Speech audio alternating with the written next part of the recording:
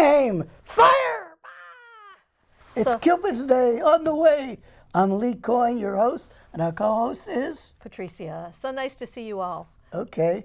We're dedicating our 45 minutes today, a special for St. Valentine's Day. Alternately, we're introducing an idea to the world today called St. Validation's Day. And that will be for people who don't have a special significant other or mate or partner, and how we can help fill that little gap. So let's start. What do you want to start with, Well, Miss Patricia? Thank you, Mr. Lee. One of the things I was thinking about with the Valentine's Day and Validation Day was not necessarily filling the gap for people, but that's actually a good thing to just let everybody know there's always the possibility of having someone special and so a priority person in your life. On the other hand, I was thinking about all of these, say, even couples in their middle and older years who maybe have just started seeing each other, and how Valentine's Day then becomes a little bit challenging. Like, Right. how much do I do? Do I do anything? Because it's kind of like a validation day. Like, how much do I validate this relationship? Am I ready to do that yet? So that's my question, Lee. What is the question? The question is, does, say, a couple that's just begun seeing each other, do they need to do something for Valentine's Day, or can they just view it as another day? Why does this validation need to be had? Okay. My suggestion would be use it as a day for what if planning. If a Okay. year from now they're still together and the relationship is built step by step in increments, where would they like to be and what steps would they like to do to pursue their dream of making it a cohesive together couple? And also to look realistically at what are some of the barriers to be overcome, because everybody has a slightly different background, and those could be collision points at times. We've discussed that, how we need to start, even as you get older, to become more flexible and more receiving of another person's differences. It's very important to start to incorporate those and see those as opportunities for learning and expansion and enlightenment in your life. Now, my solution remains that the couple can openly talk about what is a deal maker and a deal breaker. Ah, very good. Sometimes we always concentrate on the fantasy of happily ever after, Hollywood style. Sure. And we don't, like, I was married for 33 years or so to a charming lady who later declined and the relationship declined. Her name was Carmela. She's now in Portland. And early on, we discussed what if the relationship does hit a few major speed bumps. And we decided we would at least go to one or two marriage counselors and check it out and see what could be salvaged or resolved. And just and I did actually we did go to two different counselors, one in Roseburg and one here. And I think this is such a good point, Lee, in the beginning of a relationship, especially if it starts to get, if we might call it serious or a primary relationship, if the two of you would agree, or two people agree, that if we do hit some bumps, that we will go and seek counseling, because often when the bumps occur, one party or the other does not want to seek counseling. Mm-hmm. So it might be something to discuss beforehand, like as you're suggesting. What do you think about that? Yeah. One of the key things to do is don't play a right and wrong game. Of course. It's not that polarizing. Differences don't mean one is right and one is wrong.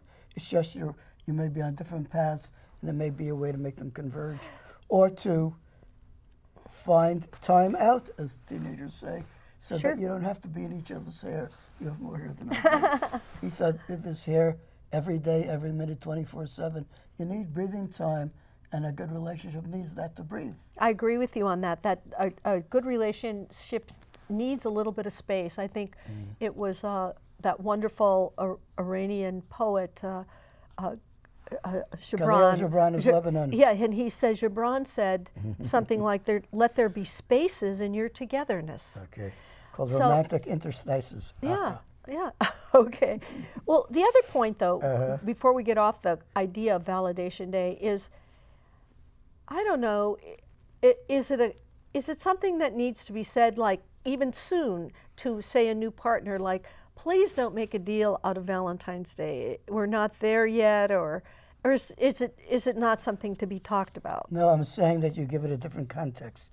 The context is to use that day not to affirm that I love you more than life itself, or those kind of Sure. hyperbole is a fancy word, hyperbole.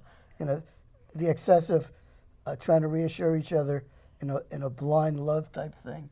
But say, okay, this is life. We are not people in paradise. We don't expect a perfect relationship. Nothing in the world virtually is perfect. And it's a matter of how much imperfection you could tolerate.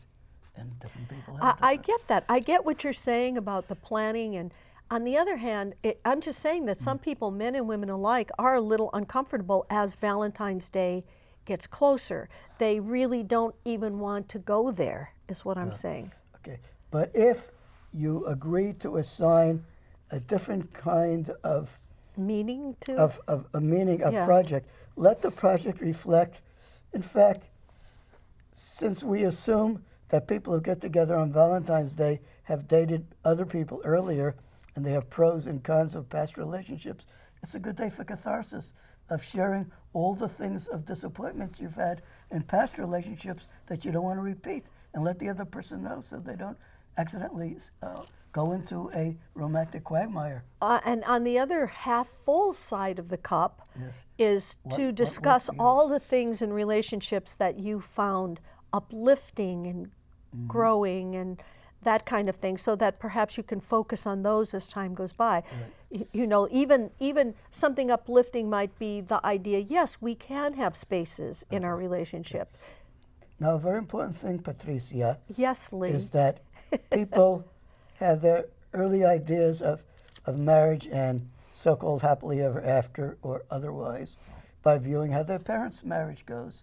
So I think Valentine's Day is a great opportunity for each person in the couple to say what they've learned, pro and con, from observing their parents, and to what degree they want to follow in their footsteps and emulate, and to what degree they're negative role models. But also, by the time people get into their 50s and 60s and above, they've already observed lots of other couples. It's not like 20-year-olds who are just starting out and having that committed relationship, shall we call it that, for the first time. But couples, as they've gotten older, have already perceived a lot of things that they like and don't like within a relationship, which actually brings me to my next question. Next question. What is maturity at any age? What are the qualities, would you say? Very subjective. You can't really Well, have a one-size-fits-all. It's a difficult question to answer. I think you hope for a certain degree of stability as opposed to what they call flakiness and being erratic, so that what makes a relationship more stable is some degree of predictability as well as some innovativeness. But if the predictability leads to stagnancy, then you don't want that. cutting your own goose. Yeah, you did. So an idea of predictability to you, to a couple, say, who are not married, how would that manifest? Okay. And this will lead us to the platonic relationship discussion we're talking about having today. Okay. Yeah, it does in a way. You may have different wants and needs before you met each other, and sometimes they'll coincide and sometimes they won't. It's like concentric circles. There'll be an area, well, not concentric, of overlapping circles. There'll be an area of common wants and needs and handling it, and a lot is coping. So I think that it's very important to understand each other's coping skills and how you both deal with setbacks, because every relationship, every life has its set of setbacks, and I think you have to be open about how you deal with it so you can support each other during the times of not so happy days. So tell me, Lee, what are your coping skills as a? Okay. Well, I don't like to get stuck on a disappointment. Therefore, my own life is to have 3 or 4 activities or projects at once. So I think you could use the term, Patricia, switch gears. let's say I have a Take a different verbal tack. a verbal fight with my girlfriend of the of this period of my life, and we decide we want to take time off from each other. Well, what do I have to fill that time that would give me some fulfillment and enjoyment? I can go to a movie myself. I could watch television. I could get involved in, as I often do, in some civic project, like I'm doing things with refugee resettlement. I could become an usher at a concert or play. I could help kids as a role model for them. I have no children of my own. Some people might find some solace in speaking to their sons or daughters or grandchildren. I don't have that option. But that's what I'm saying. So Find something meaningful in your life. It's a plan B, C, and D. And I'm going to just suggest something else, though, because I also see that as important, to have some specific activities that you really enjoy doing and can take you on a slightly different tack away from the relationship, so you can recharge. For me, I've said this many times before, I've practiced transcendental meditation all my life, practically, and that recharges me. If I just go into silence for 10 or 15 minutes and then come out again, I sort of have a new take on things. So either way, either going deeply inside or doing a little something that takes you into another realm, both of these have merit. I have two other escape mechanisms, Okay. as it were. I love taking showers, not simply to be clean, but to relax. The warm water soaking in my pores. I'm not going to show you in front of the TV sets because we'd be X-rated and off the channel in moments. We're going to get to X-rated today, though. No, okay. I just want our viewers But anyway, to know that. I love, and my thought process with the water dripping down and getting the shampoo and stuff, it gives me a chance to rekindle my energy and revisit myself. So often my day, and probably your day, is spent interacting with externals, others, and so you kind of lose yourself in the interaction process. But you have to love yourself before you can go to love another. That's one of those qualities of maturity and wisdom, is to know yourself, to love yourself. You know, that shower is more than just a cleansing of the body. It's a way to sort of like shed some of the negativity off the body. I feel that water does that. And even being by the water, have you heard these studies on what they call blue mind? I have not. It's being near any water and how it creates, today in Salem and Portland, the sky was beautifully blue with just some very large white fluffy clouds passing through. It was a beautiful, very early spring day or late winter day. But that's a kind of blue that the mind sort of takes on when it's near water. It's a very uplifting, very almost ethereal kind of experience. And any water does that. So that's, you're kind of having a little bit of that blue mind experience. And the other thing for me is music. I like instrumental music because, like an abstract necktie, I can interpret any way I so choose, as you can, as anybody in the audience can. And I feel music can bring you back. I appreciate, as long as I'm not going deaf, I appreciate having the sense of hearing. And it's something very sacred to me. And music is from a very wonderful, reviving realm. It is, especially some of the classical music, but really all music has this ability to regenerate a person. So those are all good points. So I'm going to have, did you want to talk a minute about platonic relationships? Because I am going to continue on this line, but I have another question, Lee. Yeah. I have a strong need not only to have a girlfriend romantically, but also to have platonic female friends. And I'm trying to better define it for myself. I have a particular close friend who I know from Toastmasters. I won't mention her name on TV, but recently she came over to the house and she had a job-related demotion, and she was in tears, and so I let her put her head on my shoulder, and I wiped her tears. And I consider that as an act of compassion, but not passion. I don't see her as a passion partner, but I see her as somebody that I'm there to support in her moments of downfall and virtually the self. With me, I'm going to be having surgery on my prostate in another month. I won't be giving you a report on television on that, but you know, she's interested. She volunteered a ride if I need her back from the hospital after it happens, and so that kind of platonic relationship. You know, I said, and I made clear recently, because she has some injuries from an auto accident that stems a few years ago. If she wants me to provide her a neck or shoulder massage, that far I'd be willing to go, but nothing in terms of those erotic zones. You get that much at the barbers. You get a shoulder massage. So that's the difference between platonic and erotic for me. Well, the point that I'm so stirred by, Lee, that you just made, because, see, it's really interesting. The universe always comes up with the answer when you formulate the question. All I have to do as a human being, and you have to do as a human being, is formulate the question, and then the universe comes up with that answer. And it came up with the answer. The answer is the difference between passion and compassion. Okay, I like that. It's so simple and so obvious to me.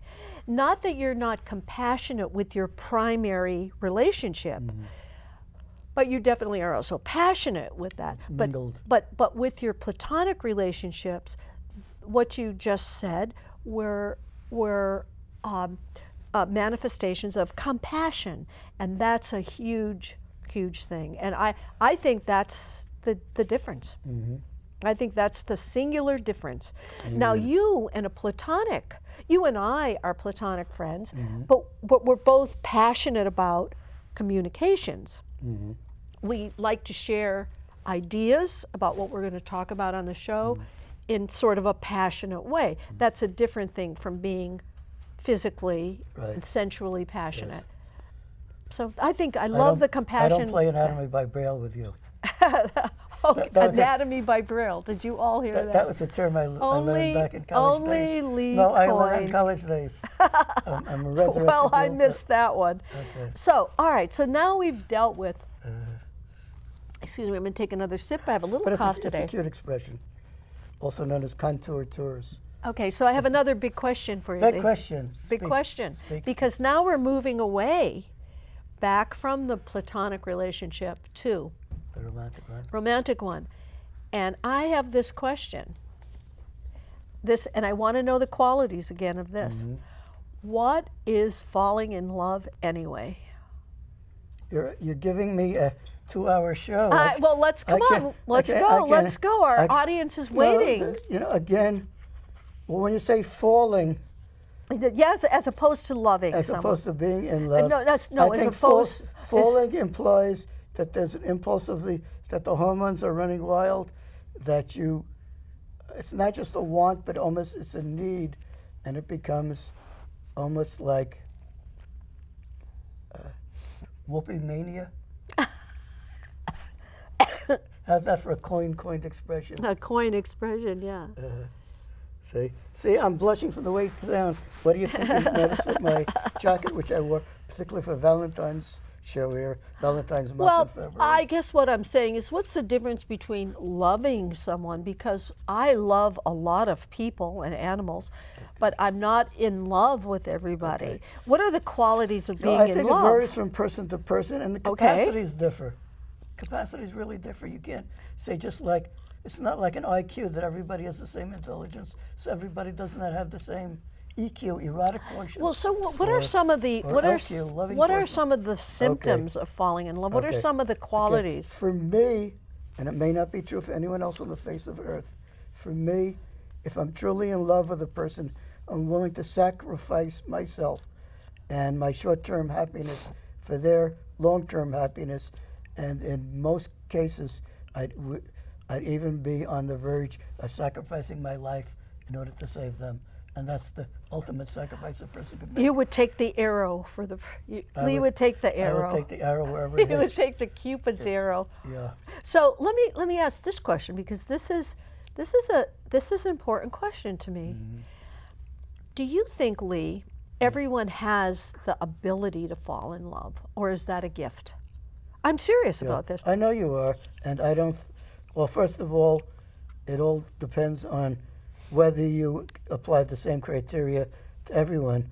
Some persons may have love that other people, I guess elitist lovers, may consider shallow, a shallow degree of love, and some people could do it more intensely, more immensely, and all. So you can, just like a diet. I mean, can you say that would satisfy your tummy would be satisfy everybody else in your family? The same meal would fill them up? No, but the satisfaction is the key. Okay, but I'm saying the amount of food you eat could be satisfactory for one person and not for another. So by the same token, the amount of love you absorb from your partner could be satisfying for one person and not another. You see Okay. what I'm saying? Look, It's individual. we have viewers out there, Yeah, I'm yeah, sure, who've never married, and they're Yeah. into their well past their middle years, and yet they still date, they still go out and enjoy other people. Would you say they have never had the experience of being in love or falling in love? Or I'm just wondering, No, is the ability because there are people who have long time living together relationships, Okay. or have dated, or have even gotten engaged and the engagement broke off. So yes, they haven't married, but there may be extenuating circumstances. Of course, and so they built up the love to the point where it broke off. so, but my question still is the ability to be in love and to fall in love, this is the Valentine show, Yeah. this is the validation show, is the ability to be in love or fall in love, is that a gift that we have as a human being? And maybe some people just don't have that gift? You make it in terms of a black and white dichotomy, and I No. feel not so comfortable about that because I'm not. I try not to think like that. But what I'm saying is, different people have a different capacity and a different definition of what love is and how much love satisfies them. Some people can, just like a camel can go sometimes a long time without restocking their water for their extra hump. I think some people can go a long time without having love for their extra, going over the hump. You see what I'm saying? I do. Okay, listen, I love analogies. I'm sorry. I don't know, I just found you that. know, it's like a desert. You have dry spells and wet spells. I'm not saying wet dreams, I'm saying wet spells. Okay, Lee. Okay, so Now that now everybody's been duly embarrassed and is running away from the TV show. now we're totally ready to go into the R and rated part of the show. So send those under 20 out of the room. Okay, yeah. Ready for the Well, they got a line sometimes, as they say, in Brooklyn, New York, where I was born. Okay. You talking to me? You talking to me, Lee? Man, we have fun Who you around talking here. to? Who you talking We to? have clean fun. And, All right, we're going and that's one F word that we can use on the air, fun. Okay, Lee, are you ready for this I am. next one? Go for it. Okay. Are you ready? I told you, send those young folks out. Yeah. And remember to write us with your Actually, not maybe. suggestions and your Yeah. and Maybe your we need the comments. young people in because Okay, I wanna we tell- need some of their send points. your letters to CCTV Okay. 575 no, Southeast Trade Street, not Trader, but Trade Street. That's Salem OR 97301. Okay. Write that down permanently in every show you watch. We want to get Okay, your maybe feedback. we can get Arlen to put Attention, it on the Lee, screen. LEE. Put that on the screen for us. Anyway, so I don't know how to phrase this question exactly, but it is the R-rated question of the show. Yeah. Sexting after 60. What are the rules? I've never done it, so I don't know. So you don't know if I it's have better. never done texting in my life. Oh, so it's, okay. You know, you Well, assume everybody has. No, I don't assume everybody has, but I do know a lot of people in their 50s, 60s, and 70s are do text. And so then it kind of moves into what is but sexting? I do use email. Okay. Well, you could do the same with, thing with a in email. female.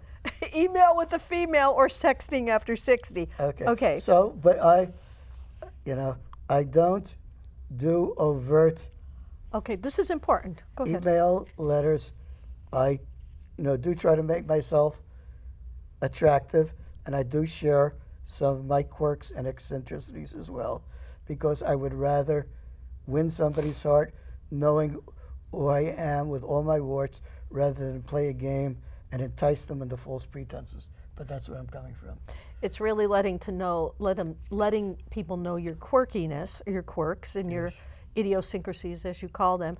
Well, I'm interested in that because having been on the dating scene just for the last year, and then not having done it for 4 or 5 years, I'm finding that this is not uncommon in people past their middle years, that those people who use their iPhones or their Androids or whatever, and they just, they often do want to get into to doing what the kids call sexting, and maybe sometimes that's as far as it'll go with some people. Even in the email, maybe all they want to do is exchange a couple of slightly stimulating emails or slightly stimulating texts. I've not been into that, but I do know that similar to drinking, maybe somewhat similar, there are some people who use romance and sex as an escape from the harsh realities of their daily life. And so are you saying more like an addiction? It can Or be an not addiction, quite that or far? it's an escape route. An escape.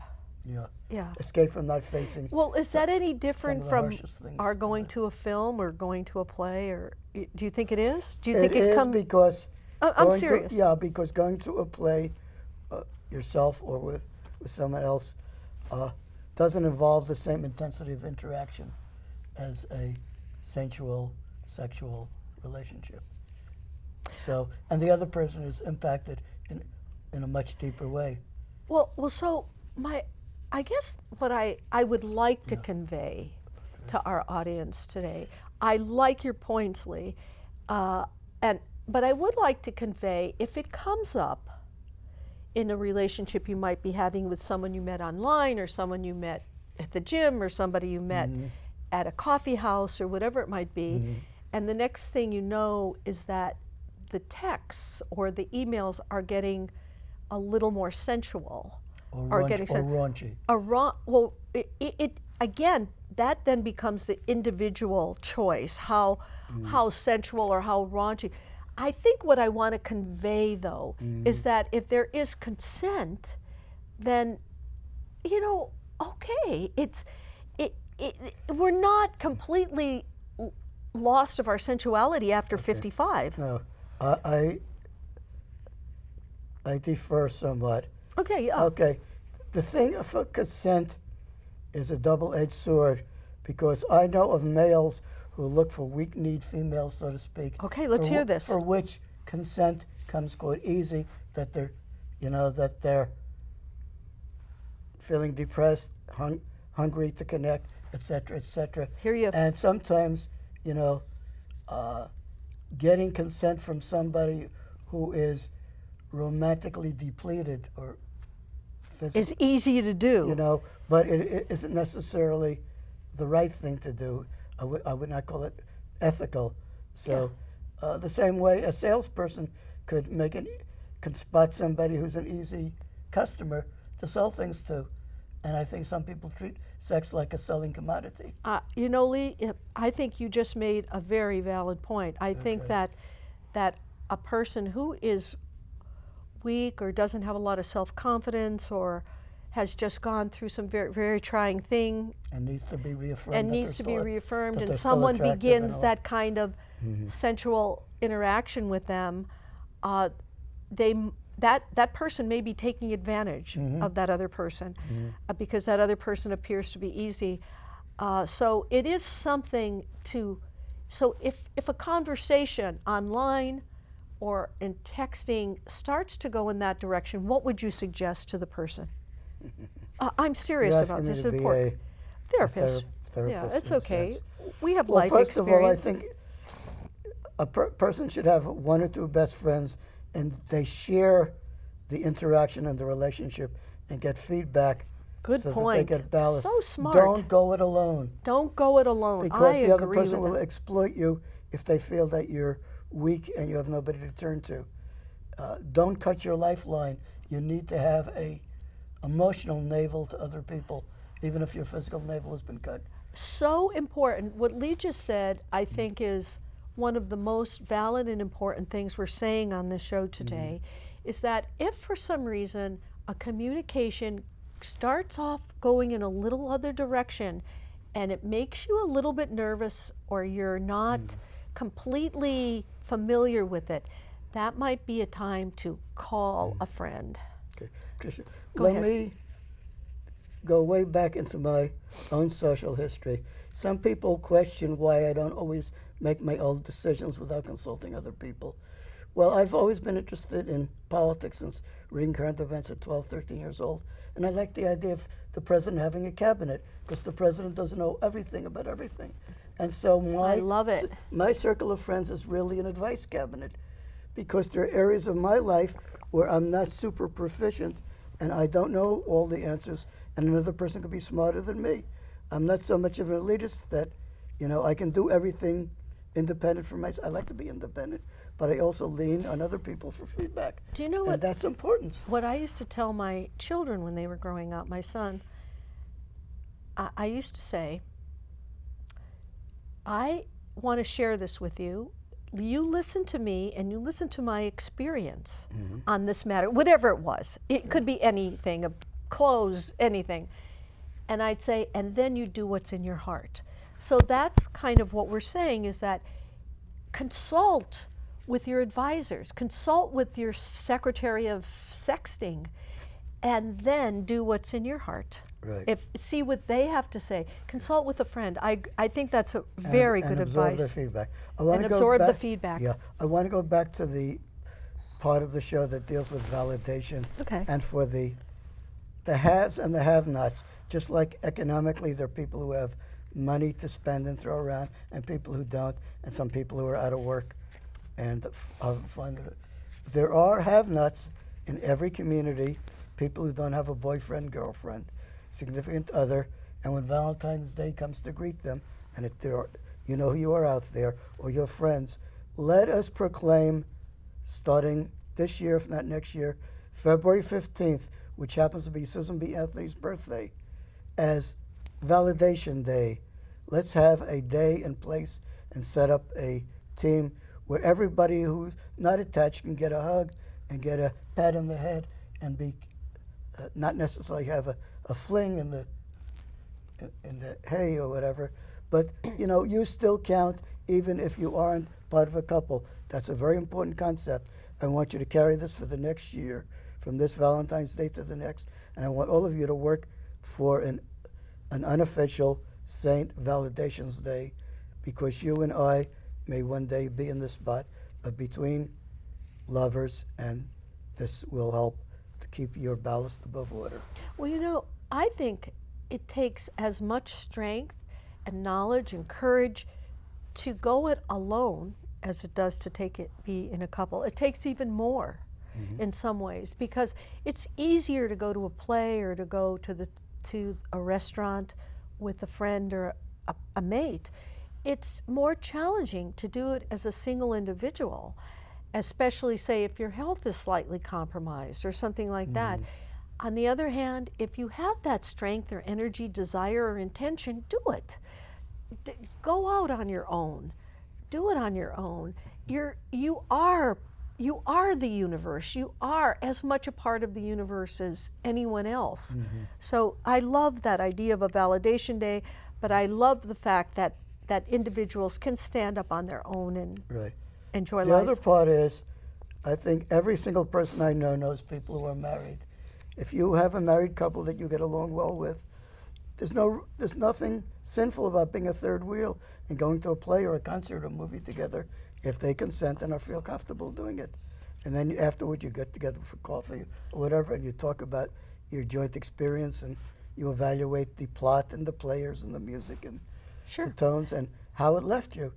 And that's a good social event. Well, I consider you and your lady a couple friend of mine. I have other couple friends that I'm so grateful for, because we walk together, we shop together, we go to events together and restaurants together, and we all uplift each other. And yet it's very clear that they're the couple and I'm the third wheel often, but I don't mind. I like it. I have another point I want to bring up, though, Lee. Speak. It's still in the R-rated category, though.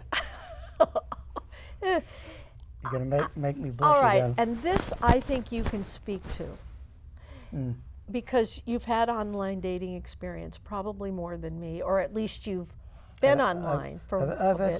some, not extensive. So this is something that surprised me recently. I started asking, this is some research I've been doing. Yeah. I started asking people of this age, how much online dating is just about hooking up and having sex and not about having or looking for a deeper relationship.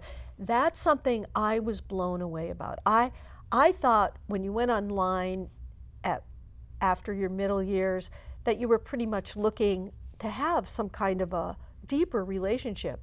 But I got interesting answers like, well, I think 50% of all people who go online are just looking to, I'll use that word hook up again. It may not be the right word for our generation, but Started with General Hooker in yeah, Civil War. but it means, you mean just getting together and Okay. You're throwing with me questions as though there's a universal answer for everyone. no, it's for us to discuss, Okay. for discussion.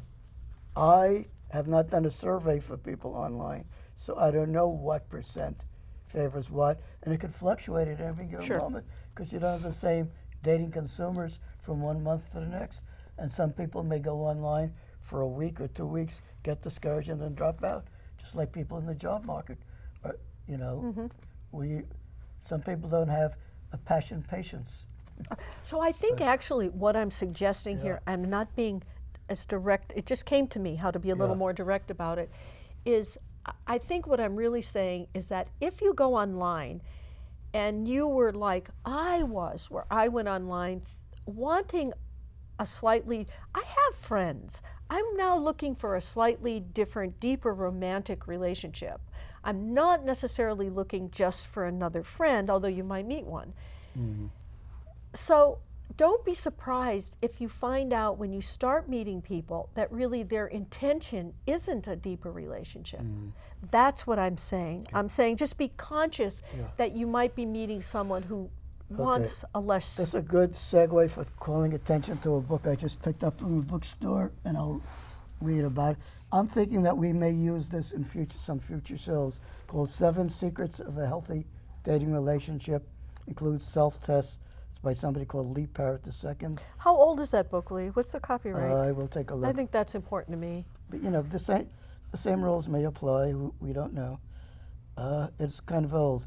It's about 1996, Beacon Hill of Kansas It is. City. See, the rules changed once technology changed. And I have another one. But still, it hasn't. I have there's another still, one of John. Well, when we there's go still through the morals book, and ethics. we could evaluate that. Yeah, we could evaluate. But a lot of rules changed when technology started changing.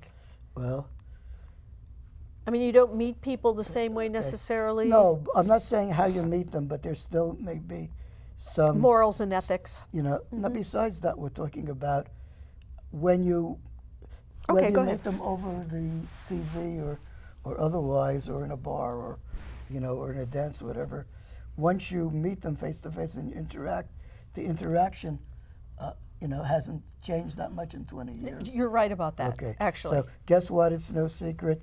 Being a wise guy. But basically, it's about the dynamics of dating. The hot water test. I'm just reading the chapters. What's the hot water test?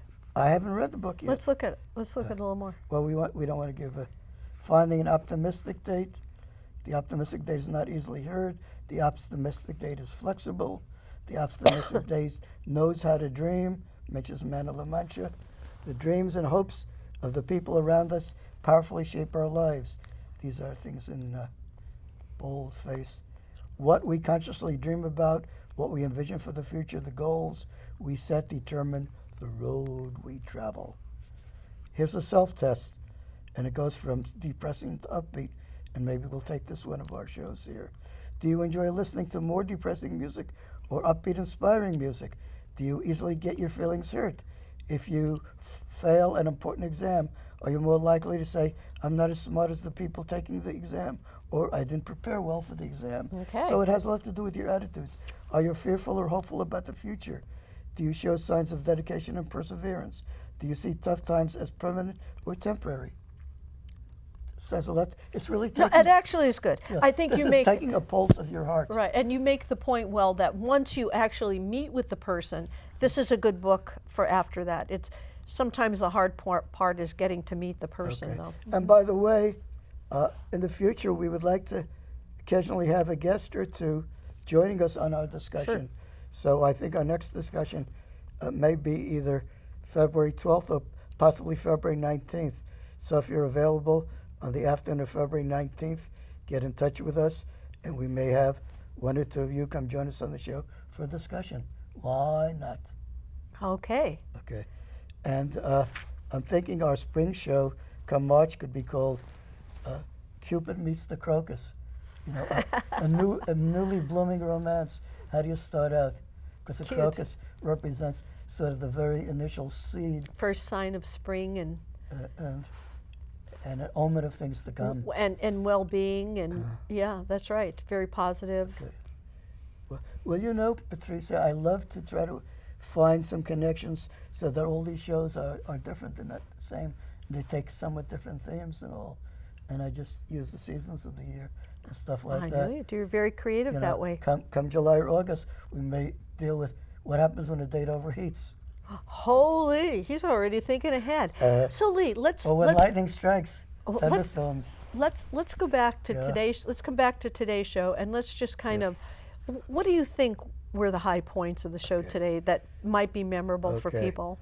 I think the whole business of what is validation, how to differentiate between a platonic and a romantic relationship, how to deal with Valentine's Day if you have no current lover, what steps to take, how your parents or friends influence what you want to do, what you want out of a relationship, and just generally how to cope with life when you're between relationships and not feel like you're a failure, because you're not, and maybe get an eternal hug from your friends. And using your friends as ballast, as consultants when you meet a new relationship, so you don't get sucked in like a whirlpool taking control of your life.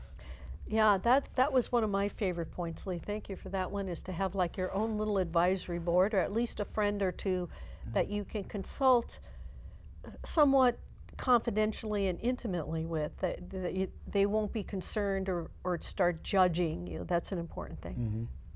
Okay. Again, and I think they'll flash it across the screen, I want any of you who have romance-related questions at any age to write to us. Just send it to LUCKYCOYNE, Lucky Coin, my camp counselor name, at yahoo.com, and I will answer every single email I get. And if you don't want to go on your show yourself, we have Chairs for an Audience. You could watch us live as we tape the show. We're never really live, but we're lively. We're lively, yeah. Okay. Do you have any thoughts for future shows? Well, I like some of the ideas you have, and I sort of kind of allow new thoughts to come up every day. Same for me. If anyone wants to send an email, they can send it to Patriczia, and you can see how my name is spelled on the screen, at sendlite, SENDLITE.com, and I'm happy to answer those questions or consult with Lee, and we can talk about them on the show or talk about them together. Okay. And even though you're wearing blue, you're not feeling the blues Oh, at no, all. I've got my little reds. I wanted to In contrast. 1 minute left, tell us the secret to your vibrance, your upbeat personality. Say that again, Lee. How did you get upbeat? I take care of myself. I meditate, I work out, I eat healthy food and have for a long time in my life. It's not like a new thing with me. I know that there aren't many challenges. I think I have this sense of it doesn't matter how low I might feel at some time, I'm going to come out of it. I do know that for a fact. And if you ever read my book, Send Light to Every Fear, I know that light, the idea of something greater in the universe than myself, trumps fear every time. Let there be light. We're not Let there be light. We And don't want to say Trump because it's a political light advertisement. trumps fear, though. Okay, good. Not Okay. politically, but Okay, I'm going to give you a pre-Valentine platonic kiss on your forehead. Aw, thank you. And to And our do that to audience, your favorite person too. This blowing is kisses. Lee and Patricia say, take care and have a loving future. Great.